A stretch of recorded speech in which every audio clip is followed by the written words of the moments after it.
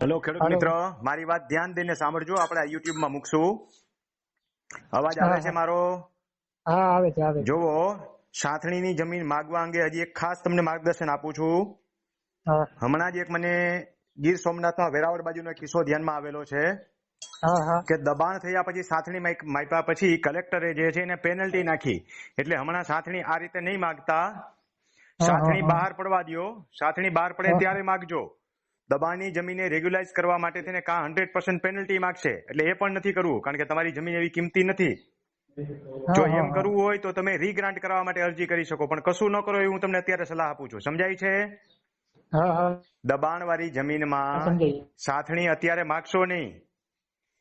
હા બરાબર છે. સાથણી બહાર પડવા દ્યો. હા હા હા, દબાણવાળી જમીનમાં સાથણી માગશો તો ક્યાંક સરકાર જે છે એ પરત લેશે અને પાછી પેનલ્ટી હા નાખશે. અને કાં રીગ્રાન્ટ કરશો તો 100% માર્કેટ વેલ્યુની કિંમત ભરવી પડશે. એટલે એવું બરાબર, તો અત્યારે કાંઈ અત્યારે અરજી કશું ના ન કરો, કરીએ. કશું ન હા કરો. સ્થિતપ્રજ્ઞ થઈ જાઓ. તમારી પાસે કબજો છે એ જાળવી રાખો. ભલે ભલે ભલે સાહેબ, સમજાઈ ગયું ભલે છે વાંધો નહીં. બરાબર?